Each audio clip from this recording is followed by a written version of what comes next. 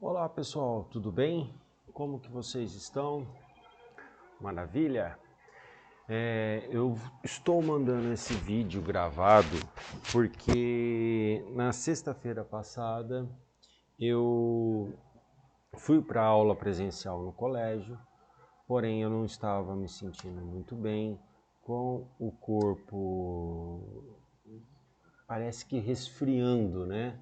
Então eu fiquei com medo de ser alguma coisa que graças a Deus não foi apenas um resfriado, um congestionamento seguido de tosse, que de vez em quando aparece, sempre nas horas mais inconvenientes, mas por conta disso e por prevenção nós achamos melhor não estar entrando na sala de aula com vocês, e o combinado foi que a gente gravasse esse vídeo e enviasse para vocês, encerrando o nosso conteúdo do ano. Vou estar fazendo isso agora.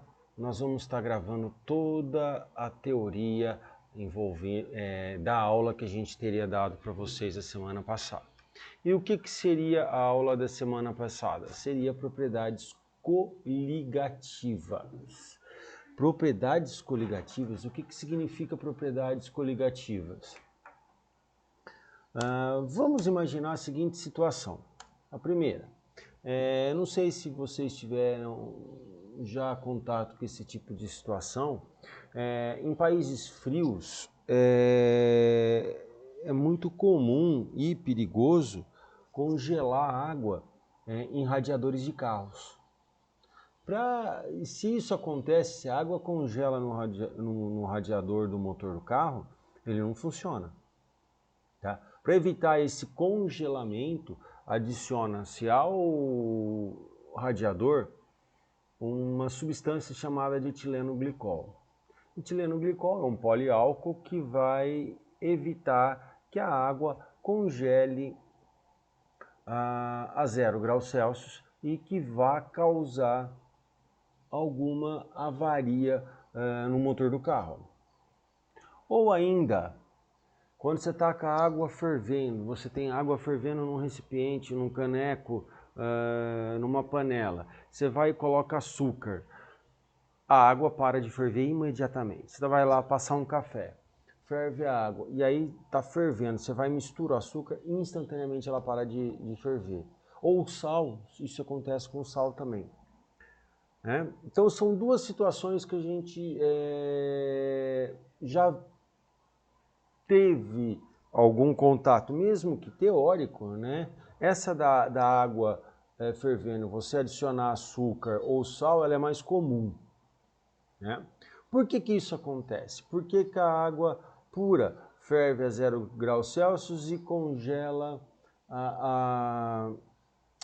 pura ferve a 100 graus Celsius e congela a 0. Porém, quando nós adicionamos a essa água um soluto não volátil, tá? Que não evapora, por exemplo, etileno glicol, açúcar e sal não evaporam. Se nós jogarmos isso na água, a gente vai mudar as propriedades físicas dessa água. Quando acontece, por exemplo, se eu jogar sal ou açúcar na água, ela passa a ferver acima de 100 graus Celsius. Se eu jogo etileno glicol na água do radiador, ela vai congelar numa temperatura bem abaixo de 0 graus Celsius. Então ela continua ainda líquida no sistema de arrefecimento do motor. Bom, por que isso acontece? Porque nós vamos aumentar as forças intermoleculares da água. O que são as forças intermoleculares? São as forças entre as moléculas. Se nós olharmos aqui, ó, o sódio, o cloreto, sal de cozinha que foi jogado na água, o sódio que é positivo vai interagir, vai se atrair pelo oxigênio que tem carga negativa. Ocorre aqui uma interação eletrostática, ou seja, um dipolo-dipolo. A mesma coisa acontece com o cloro, ele interage com o hidrogênio da água, que tem polaridade positiva, o cloro negativo. Então o que a gente faz? A gente começa a ter mais forças, mais interações dentro do líquido que estava puro, consequentemente isso vai modificar as propriedades físicas da água. Tá? De que maneira? Eu diminuo o ponto de congelamento, eu aumento o ponto de ebulição e assim por diante.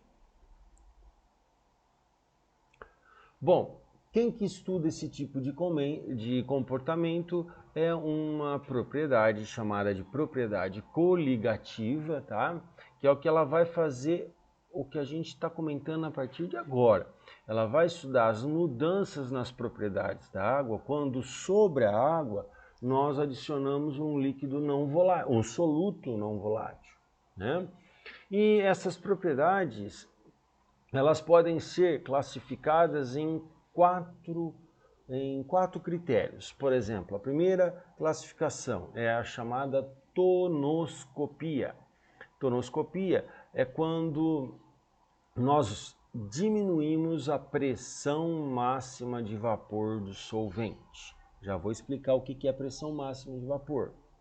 Nós temos ainda a diminuição da temperatura de congelamento. Quando isso acontece, nós estamos trabalhando com crioscopia. Quando eu elevo a temperatura de ebulição, ebulioscopia. E se nós alteramos a pressão osmótica, que é um conceito muito, mas muito trabalhado dentro da biologia, nós vamos estar estudando a osmometria.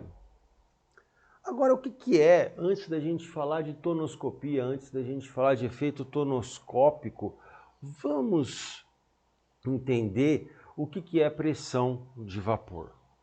Pressão de vapor, vamos lá, ó, vamos olhar esse desenho que está ali. Ó. Eu tenho um becker. Esse becker, na verdade, ele tem um orifício lateral. Sobre ele nós colocamos esse tubo em U.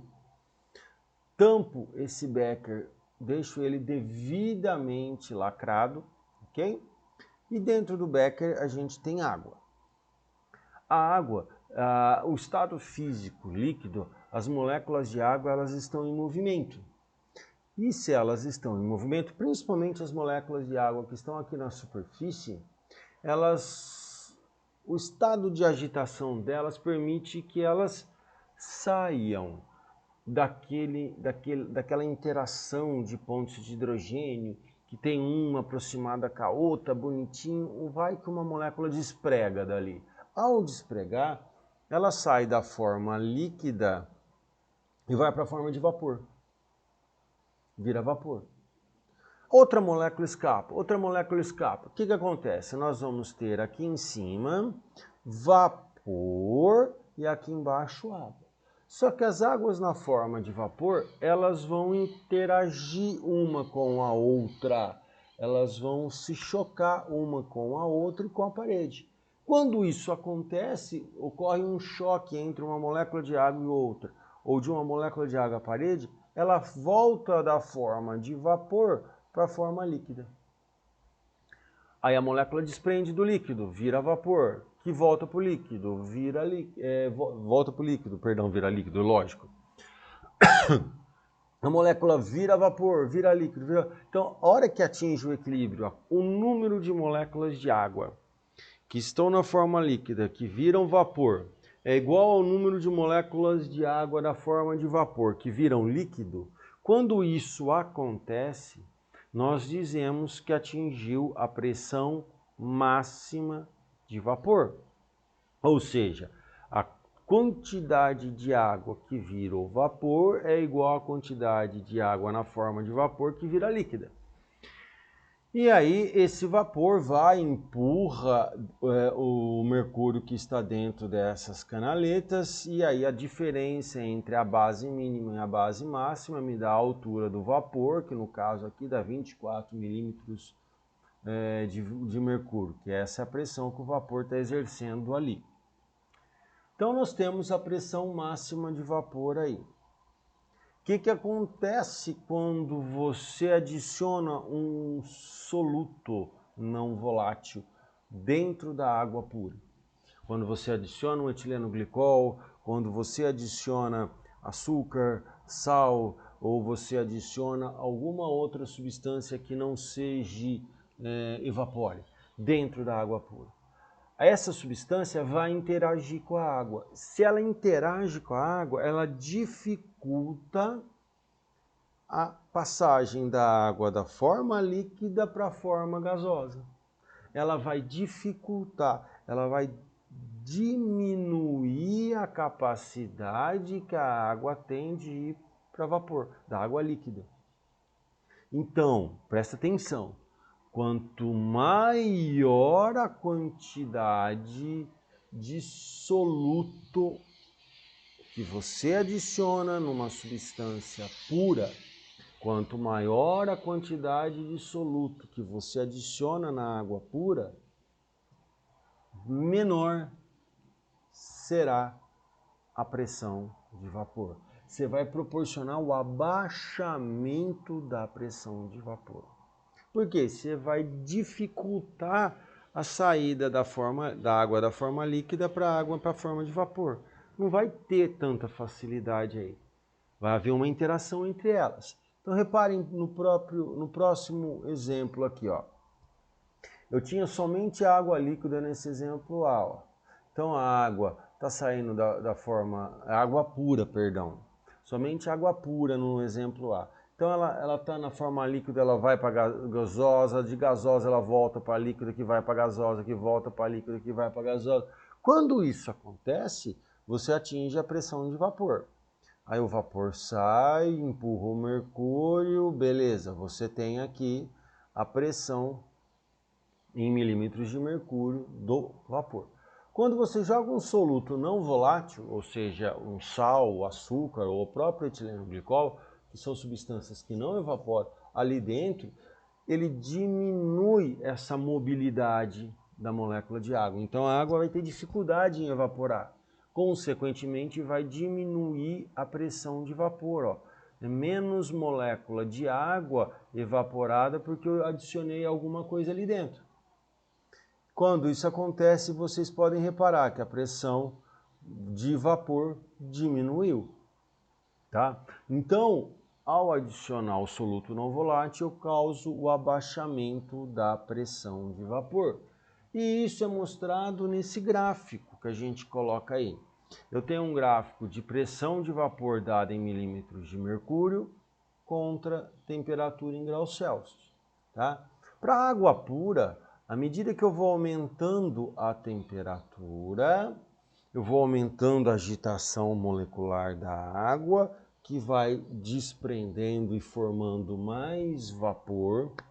Quando isso acontece para água pura, à medida que eu aumento a temperatura, a curva de pressão de vapor também aumenta.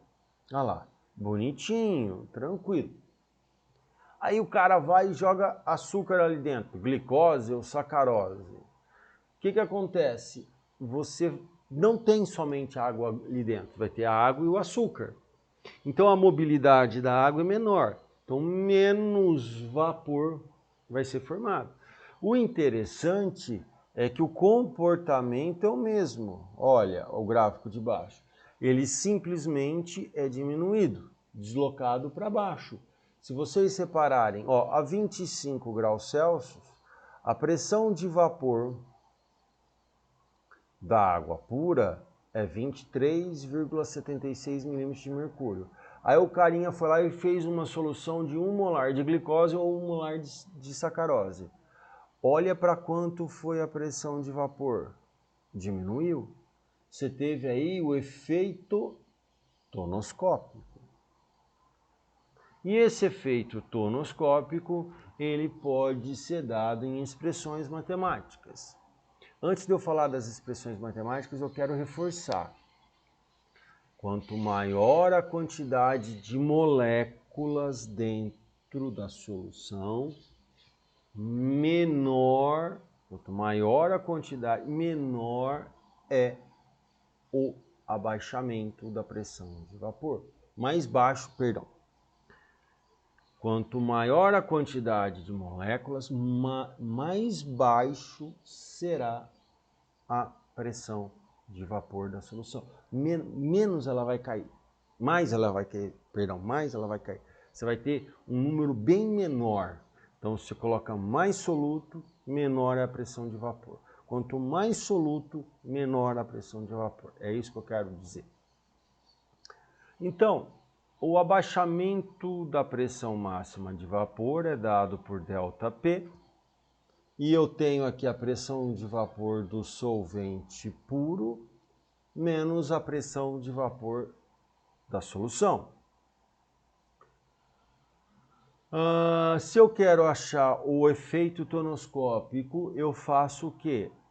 O ΔP por P0, ou seja, vai ser o abaixamento absoluto dividido pela pressão de vapor do solvente puro, ou seja, P0 menos P dividido por P0. Isso daqui é o chamado efeito tonoscópico, ok? Maravilha. E quando eu quero calcular a pressão de vapor, tanto da solução quanto para o solvente puro, eu vou obedecer a lei de Raoult.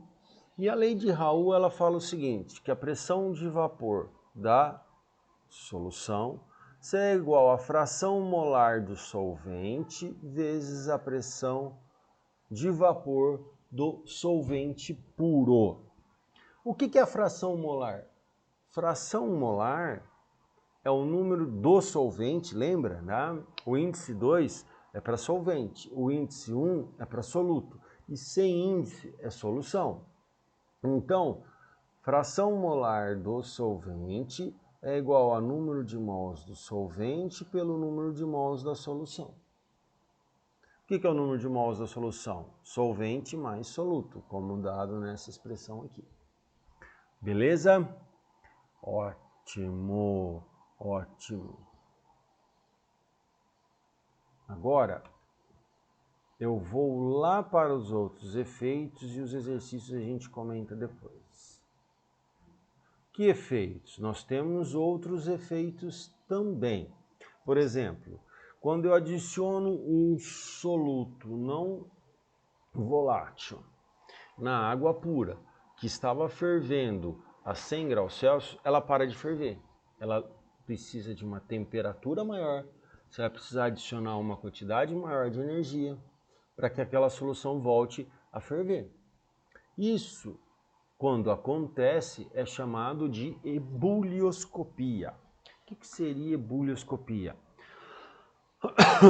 Eu vou mudar a temperatura de ebulição da água. Ebulição. O que é ebulição? Ebulição é uma passagem, uma transformação física. É a passagem do líquido para o gasoso. Tá, mas a passagem do líquido para o gasoso é chamada de vaporização. Sim, só que a vaporização ela pode ser classificada de duas maneiras. A evaporação, que é um processo calmo, natural, que acontece na superfície do líquido, e a ebulição, que é um processo forçado, turbulento, tá? E já acontece no interior e na superfície do líquido. E é isso que nós vamos fazer. Nós vamos ver a ebulição. Maravilha. O que a gente faz então quando a gente estuda a ebulição? Vamos apenas fazer uma correlação entre pressão de vapor e ebulição. Veja, a 100 graus Celsius, a pressão de vapor a nível do mar, da água, 100 graus Celsius, vamos lá, é 760 milímetros de mercúrio. Então, a água evapora com uma pressão de 760 milímetros de mercúrio ao nível do mar. Se eu estou aumentando a altitude, fui para São Paulo, a água passa a evaporar com uma pressão de vapor de 700 milímetros de mercúrio e numa temperatura de 98. Em La Paz, a 500 metros, a 3.600 metros do nível do mar, a pressão de vapor é 500 milímetros de mercúrio e a água evapora 87 graus Celsius. Então, o que vocês estão vendo? Que, à medida que eu estou diminuindo a pressão de vapor, eu diminuo a temperatura de ebulição. Tá? Eu diminuo a temperatura de ebulição. Maravilha. O que isso significa? O que isso significa?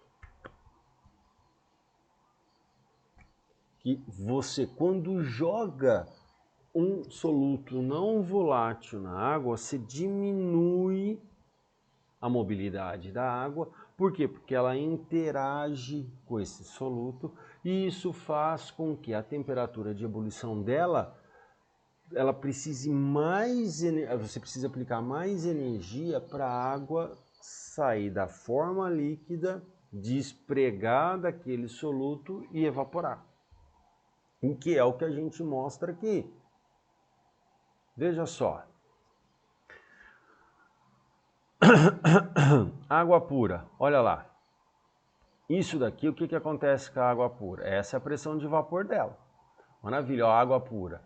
Temperatura de ebulição da água pura, 100 graus Celsius, bonitinho, tá lá, tem uma determinada pressão de vapor. A hora que você joga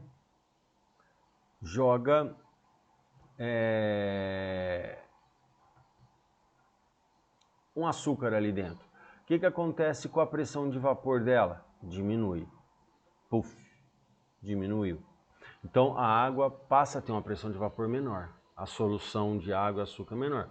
Porém, ao fazer isso, diminuo a pressão de vapor, porém eu aumento a temperatura de ebulição. Água pura, quando eu jogo uma glicose nela, ó, a temperatura de ebulição, que era 100 graus Celsius, passa a ser maior. O mesmo acontece com a temperatura de congelamento. Se eu tenho a água congelando aqui, ó, olha o que aconteceu com a temperatura de congelamento dela. Eu joguei a solução, ó, bonitinho, estava aqui, temperatura da água pura, eu joguei o sal, a solução veio, puf, trombou aqui. O que acontece? Diminuir a temperatura de congelamento da água. É o que a gente faz, eu já vou comentar a respeito disso, quando você quer que o gelo dure mais tempo. Agora, final de ano, você põe aquele monte de gelo no isopor, para pôr sua cervejinha, para pôr refrigerante, para pôr o suco, para pôr a água gelada. Para que aquele gelo dure mais tempo e mantenha a sua bebida mais geladinha, você joga um açúcar. É comum o pessoal fazer, jogar sal ali no gelo, ou jogar álcool. Por quê? Porque aí você diminui a temperatura de congelamento da água. Mas vamos voltar lá na temperatura de ebulição, do ponto de ebulição. A temperatura de ebulição, o efeito ebulioscópico é dado por essa formulinha aqui, ó. ΔT, que é a variação da temperatura de ebulição, vai ser igual ao K. K é o chamado efeito ebulioscópico, a constante de ebulioscopia, né? Vezes W. W é a concentração molar. Concentração molar é dado pelo massa do soluto dividido pela massa molar do soluto e a massa da água em quilo. Tá? É assim que a gente calcula o W. Esse valor é uma constante, é tabelado, e essa variação a gente calcula. Então aqui nós temos a elevação do ponto de ebulição, que vai ser a temperatura da solução menos a temperatura do líquido puro. Certo? Esse é o efeito ebulioscópico. E a gente tem também o efeito crioscópico, que é a diminuição do ponto de congelamento. Tá? A água congela 0 graus Celsius, mas se eu jogar o sal, como eu acabei de falar, ela vai congelar a -3, -4, -2, não sei. Então, essa diminuição da temperatura de congelamento se deve à adição de um soluto não volátil. Então nós temos aqui, ó, a temperatura de congelamento da água pura é 0, tá? Aí você joga, faz uma solução. O que acontece da temperatura de congelamento? Aqui eu tenho ela bonitinha, congelando.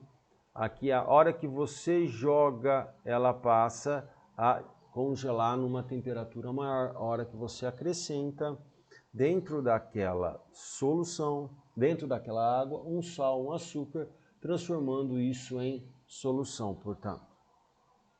E o efeito crioscópico é dado por essa expressão da mesma maneira que vocês viram na expressão de temperatura de ebulição. O ΔTc, que é o abaixamento do ponto de congelação, vai ser a temperatura de congelamento da água pura menos a temperatura de congelamento da solução. O Kc é uma constante de congelamento que é dado para a gente, é tabelado, e o W é a molalidade, que é a formulinha de massa do soluto dividido pela massa molar do soluto e a massa do solvente em quilogramas. Aqui a gente tem alguns valores, por exemplo, a temperatura de ebulição é 100 graus Celsius, a constante de ebulição é 0,51, a de congelamento é 1,86, o benzeno ele evapora a 80 graus Celsius, congela a 5,5, tendo uma constante de ebulição de 2,51 e de congelamento de 5,12 e assim por diante, tá? Então, em cima dessas informações, eu queria pedir para vocês tentarem fazer os exercícios, o módulo 54, 55 e 56. Tentem fazer, são exercícios teóricos, onde vocês têm essa aula gravada e vocês terão o material da apostila. Eu vou postar no grupo a resolução desses exercícios, tá? Eu vou preferir colocar para vocês no grupo, porque é tudo leitura. Leiam e dúvidas vocês vão me procurar. E, meus queridos, foi um orgulho